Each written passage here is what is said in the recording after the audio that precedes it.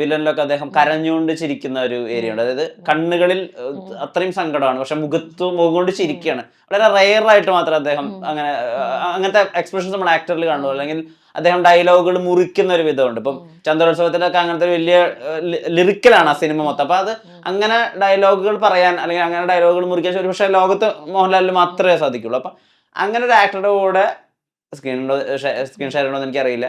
അദ്ദേഹം കൂടി ഭാഗമായിട്ടുള്ള ഒരു സിനിമയിൽ എത്തുക, എന്താ അവിടെ നിന്ന് എടുക്കുന്ന ഒരു ടേക്ക് അവേ, എന്തായിരിക്കും ഒരു ലേണിംഗ്? ഡെഫിനറ്റ്ലി ഈ പറഞ്ഞ പോലെ ലാലേട്ടനെ പോലെ ഒരു ലെജൻഡിന്റെ കൂടെ വർക്ക് ചെയ്യാൻ പറ്റിയത് അത്രയും വലിയ സന്തോഷം.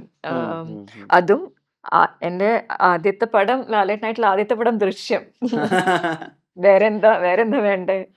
അങ്ങനെ ആ ഒരു ദൃശ്യം, ജീത്തു ജോസഫ്, ലാലേട്ടൻ, ആ ഒരു കോമ്പിനേഷനിൽ തന്നെ എനിക്ക് ലാലേട്ടൻ്റെ ആദ്യത്തെ പടത്തിൽ ചെയ്യാൻ പറ്റിയത് വളരെയധികം സന്തോഷം.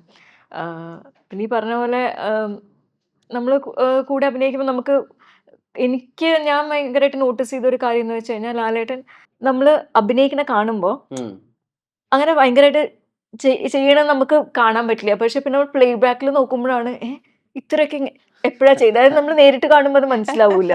പക്ഷെ മോണിറ്ററിൽ കാണുമ്പോൾ ഇത്രയൊക്കെ ചെയ്തു എന്ന് തോന്നും. എന്നുവെച്ചാൽ ഇത്രയൊക്കെ നേരിട്ട് കാണുമ്പോൾ അത് പെട്ടെന്ന് നമുക്ക് മനസ്സിലാവൂല. അത് ഭയങ്കര കഴിവാണ്. അതെനിക്ക് തോന്നുന്നു ലാലേട്ടന് മാത്രമേ അതിനെ ജിത്തു പറ്റൂ. സാർ പറഞ്ഞിട്ടുണ്ട്, അതായത് ഫസ്റ്റ് ദൃശ്യം 1 ഷൂട്ടിന്റെ സമയത്ത് ഫസ്റ്റ് ഷൂട്ട് ചെയ്തിരുന്ന അദ്ദേഹം ആ കാർ എടുത്തിട്ട് കോറിയിൽ കൊണ്ടുപോയിടുന്ന സീക്വൻസ് ആണ്. അപ്പൊ കാർ പെട്ടെന്ന് ഇതാവുമല്ലോ, ഓൺ ആവുമ്പോ ഇതാവുമ്പോ അത് കണ്ട് ഞെട്ടുന്ന സീക്വൻസ് ആണ്. അപ്പൊ ഇത് ഓക്കെ ആണോ എന്ന് അറിയാൻ വേണ്ടിട്ട് പുള്ളിക്ക് ഒരു തൃപ്തിയില്ല. പക്ഷെ വൺസ് മോണിറ്ററിൽ നോക്കിയപ്പോ അത് പെർഫെക്റ്റ് മീറ്റർ ആയിരുന്നു. അത് ലാലേട്ടന് ആ ഒരു മീറ്റർ അറിയാം, ലൈക്ക് എത്ര ചെയ്താലും അത് മോണിറ്ററിന് കറക്റ്റ് ആവുക എന്നുള്ളത്. അത് പിന്നെ നമുക്ക് ഭയങ്കര ഒരു കോൺഫിഡൻസ് തരുന്ന ഒരു ആക്ടറും കൂടെയാണ് ലാലേട്ടൻ. ഒരു കോ ആക്ടർ എന്നുള്ള രീതിയിൽ നമ്മളിപ്പോ ഞാൻ ആദ്യം ചെയ്ത സീൻ ആ ഇൻട്രോഗേഷൻ സീനാണ് ദൃശ്യം 1 ഫസ്റ്റ് കോമ്പിനേഷൻ വരുന്നത്. അപ്പൊ നമ്മള് ആ ഒരു ടെൻഷനിൽ, അതിന് മുമ്പ് ഞാൻ ഒരു ചിത്രം ചെയ്തിട്ടുണ്ടായിരുന്നു, കർമ്മയോധ. ബട്ട് സ്റ്റിൽ അതൊരു വൈഫ് റോളാണ്, ഒരു മറ്റ് ഇത് അങ്ങനെയല്ലല്ലോ. പക്ഷെ നമുക്ക് തരുന്ന ഒരു ധൈര്യമില്ലേ, ആ ഒരു പ്രസൻസ് തരുന്ന ധൈര്യം, do it, I am with you എന്നുള്ള ഒരു കോൺഫിഡൻസ്, അത് പറയാതിരിക്കാൻ പറ്റില്ല. അത് എനിക്ക് മാത്രമല്ല, എല്ലാ ആക്ടേഴ്സിനും ലാലേട്ടൻ കൊടുക്കുന്ന ഒരു കോൺഫിഡൻസ് ആണ്. ആദ്യമായിട്ട് നമ്മൾ അഭിനയിക്കുകയാണെങ്കിൽ he will not make us feel that ആദ്യമായിട്ടാണ് കാണുന്നതെന്ന് പോലും ഫീൽ ചെയ്യുന്നത്. നമ്മളെ കണ്ടു കഴിഞ്ഞാൽ എപ്പോഴും കാണുന്ന ആൾക്കാരെ പോലെയാണ് ലാലേട്ടൻ സംസാരിക്കുന്നത്, അത്രയും കംഫർട്ടബിൾ ആക്കിയിട്ട്. അങ്ങനെ ലാലേട്ടൻ ഇസ് ലൈക്ക് ദാറ്റ്.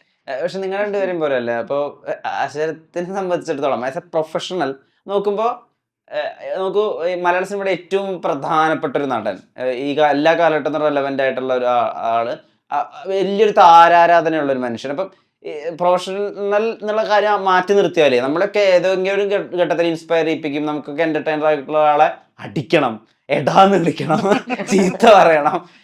ആ താരാരാധന ബ്രേക്ക് ആയത് എപ്പോഴാ?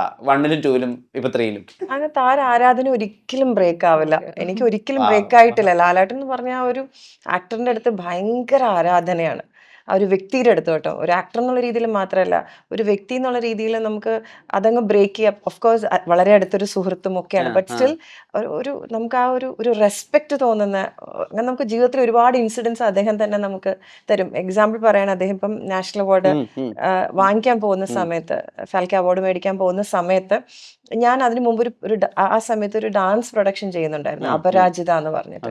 അപ്പൊ എനിക്ക് ഭയങ്കര ആഗ്രഹമായിരുന്നു ആ അപരാജിത എന്നുള്ള ടൈറ്റിൽ ലാലേട്ടൻ പറയണം എന്നുള്ളത്. അപ്പൊ അത് ലാലേട്ടൻ നേരത്തെ സംസാരിച്ചു, ശരി തരാന്ന് പറഞ്ഞിരുന്നു. പക്ഷെ അന്ന് എനിക്ക് എഡിറ്റ് ആയിരുന്നു, പെട്ടെന്നായിരുന്നു അവാർഡ് അനൗൺസ് ചെയ്തതും അദ്ദേഹം ഡൽഹിക്ക് പോയതൊക്കെ. അപ്പോൾ ആ സമയത്ത് പറയുമ്പോൾ തന്നെ എനിക്ക് ഭയങ്കരമായിട്ട് ഗൂസ് ബംസ് വരുന്ന കാര്യമാണ്. അന്ന് സ്റ്റുഡിയോയിൽ ഇരിക്കുകയാണ് ഞാൻ, അന്ന് സ്റ്റുഡിയോ മിക്സ് ചെയ്യാണ്. അപ്പോൾ ലാലേട്ടൻ അന്ന് അവാർഡ് മേടിക്കുന്ന ദിവസമാണ്. അപ്പോൾ ഞാൻ വിളിച്ചിട്ട് പറഞ്ഞു, ഇങ്ങനെ ഒരു സംഭവമുണ്ട്, മെസ്സേജ് അയച്ചു, വിളിച്ചിട്ട് കിട്ടുന്നില്ല, മെസ്സേജ് അയച്ചു, ഇങ്ങനെ സംഭവമാണ്. യു വോണ്ട് ബിലീവ്, ലാലേട്ടൻ കാറിലിരുന്ന് ഗ്ലാസ് സൺലൈറ്റിനും ലാലേട്ടനും കൂടെ, ലാലേട്ടൻ സുഹൃത്ത് സൺലൈറ്റിനും ഉണ്ടല്ലോ, ലാലേട്ടൻ ഗ്ലാസ് കയറ്റിയിട്ടിട്ട് കാറിലിരുന്നിട്ട് എനിക്ക് ആ ഫുൾ പ്രൊഡക്ഷൻ്റെ ടൈറ്റിൽ, അപരാജിത എന്ന് മാത്രമല്ല ഓരോ കഥാപാത്രത്തിനെ കുറിച്ച്, 4 സ്ത്രീ കഥാപാത്രങ്ങളെ ബേസ് ചെയ്തിട്ടുള്ള ഒരു ഡാൻസ് പ്രൊഡക്ഷനാണ്. അത് ആ കാറിലിരുന്ന് ലാലേട്ടനെ എനിക്ക് പറഞ്ഞ് റെക്കോർഡ് ചെയ്ത് അയച്ചു തന്നു. എന്നിട്ടായിരുന്നു അവാർഡ് മേടിക്കാൻ പോയത്. അത്ര അധികം സൗഹൃദത്തിനും കലകൾക്കും കലാകാരികൾക്കും ഒക്കെ റെസ്പെക്റ്റ് കൊടുക്കുന്ന ഒരു മഹത് വ്യക്തിത്വം തന്നെയാണ്. അപ്പോൾ പിന്നെ നമ്മൾ ആ ഒരു താരാരാധന നമുക്ക് ഒരിക്കലും മാറില്ല. ഒരു വ്യക്തി ആരാധന എന്ന് വേണമെങ്കിൽ അത്രമാത്രം നമ്മൾ അഡ്മയർ ചെയ്തു പോകുന്ന ഒരു വ്യക്തിത്വമാണ് എല്ലാ രീതിയിലും. സോ എനിക്ക് അതൊന്നും കേറിയിട്ട് ഒരിക്കലും തന്നെയല്ലേ പോകില്ല. പറഞ്ഞത്, എന്റെ ആത്മാവാണ്, എന്റെ ജീവശ്വാസമാണ് സിനിമ എന്നല്ലേ പറഞ്ഞത്. സിനിമയും നോട്ട്ലി സിനിമ ആർട്ട്, ഇപ്പൊ ഡാൻസിനെയൊക്കെ ആണെങ്കിലും അത്ര ഇപ്പൊ അദ്ദേഹത്തിന് ഇപ്പൊ അതൊന്നും പറഞ്ഞു തരേണ്ട. ഇത് മാത്രം ഇതിനു മുമ്പുള്ള പ്രൊഡക്ഷനൊക്കെ 1 മണിക്കൂറൊക്കെ ടി.കെ. രാജകുമാർ സാറും ഞാനും ചെയ്തൊരു പ്രൊഡക്ഷൻ. അദ്ദേഹം ഇരുന്ന് രാവിലെ 3 മണിക്ക് വെളുപ്പിന് വന്ന് ഒരു 1.5 മണിക്കൂർ ഡബ് ചെയ്തൊക്കെ തന്നു പോവാ. ഒന്നും നമുക്കൊന്നും ലാലേട്ടന് നമുക്ക് എന്താ കൊടുക്കാൻ പറ്റുക? നമുക്ക് ആ ഒരു സ്നേഹം മാത്രമല്ലാതെ ലാലേട്ടന് നമുക്ക് ഒന്നും കൊടുക്കാൻ പറ്റില്ല. അത് ഒന്നും പ്രതീക്ഷിച്ചിട്ടല്ല, അത്രമാത്രം കലയും കലാകാരന്മാരെയും ഒക്കെ റെസ്പെക്ട് ചെയ്യുന്ന ഒരു വ്യക്തിയാണ്. സോ ഒരിക്കലും ആ താര ആരാധനയും വ്യക്തി എന്നുള്ള രീതിയിലുള്ള റെസ്പെക്റ്റ് ഒന്നും ഒരിക്കലും പോകുന്ന തോന്നണേ ഇല്ല. എനിക്ക് മാത്രമല്ല ഒരു മലയാളികൾക്കും. മിനിമം പേഴ്സണലി ഏറ്റവും അധികം ഇമോഷണലി ചേർത്ത് വെക്കുന്ന ദൃശ്യം സീരീസിലെ ഇതുവരെ ഇറങ്ങിയിട്ടുള്ള ദൃശ്യം 1, 2 വെച്ചിട്ടുള്ള ഏത് സീനാണെന്ന് അറിഞ്ഞാൽ കൊള്ളാം. ഒന്ന് ഈ മകൾക്ക് വേണ്ടിയിട്ട് വരുണിനോട് അപേക്ഷിക്കുന്ന ഒരു സീക്വൻസ് ഉണ്ട്. അവളൊരു ചെറിയ കുട്ടിയല്ലേ, അവളെ വെറുതെ വിട്ടുകൂടെ എന്ന് പറയുന്നത്. 2 ഇപ്പോൾ ഇദ്ദേഹത്തിനോടൊപ്പം നിന്ന് കഴിഞ്ഞിട്ട് സംസാരിക്കുന്നുണ്ട്, എന്തായിരിക്കും നമ്മുടെ ഭാവി എന്നറിയില്ല എന്നൊക്കെ പറഞ്ഞിട്ട് സെക്കൻഡിൽ സംസാരിക്കുന്നുണ്ട്. ഏതാണ് ഏറ്റവും ഇമോഷണലി ബുദ്ധിമുട്ടുള്ളായിരുന്നത്? ഏറ്റവും മൂവിങ് ഏതായിരുന്നു? അയ്യോ, രണ്ടും very very difficult to choose. രണ്ടും വളരെ ഇമ്പോർട്ടൻറ്റ് ആൻഡ് വെരി ഇമോഷണൽ സീനാണ്. ദൃശ്യം 1 അതാണ് നിങ്ങൾ പറഞ്ഞതുപോലെ, അതാണ്. ബിക്കോസ് എന്തായാലും മോളല്ലേ, മോളുടെ ഭാവി, മോളുടെ ലൈഫ്, മോളുടെ അത് അത് അത് ഓർത്തിട്ട് ചെറുപ്പക്കാരനായാലും ഇറ്റ്സ് ഓക്കെ, പ്ലീസ് എൻ്റെ മോളെ വിട് പ്ലീസ്, അങ്ങനെ ചോദിക്കുന്ന ആ scene, it's a very very emotional scene. ഏതമ്മ എത്ര whatever she is, you know, അത് ആ സമയത്ത് ആ റാണിയുടെ ക്യാരക്ടർ ഒരു നോർമൽ ഒരു ഹൗസ് വൈഫാണ്. ബട്ട് ആ സമയത്ത് ആ ദാറ്റ് അമ്മ ക്യാരക്ടർ ആരായാലും, ഇപ്പോൾ if it was like, even if it is a very big professional, എന്തോ ഒരു വലിയ ഒരു പ്രൊഫഷണൽ ഒരു how do I put it, എന്ത് സ്റ്റേച്ചറിലുള്ള ആയാലും they will definitely come down for their daughter, for their ആരായാലും അങ്ങനെ ചെയ്യും. ആരായാലും they will plead, they will say please don't, അങ്ങനെ പ്ലീഡ് ചെയ്യുന്ന ഒരു ക്യാരക്ടർ, അത് that's a very emotional scene ആണ്. that is very nice scene, very important scene and favorite scene.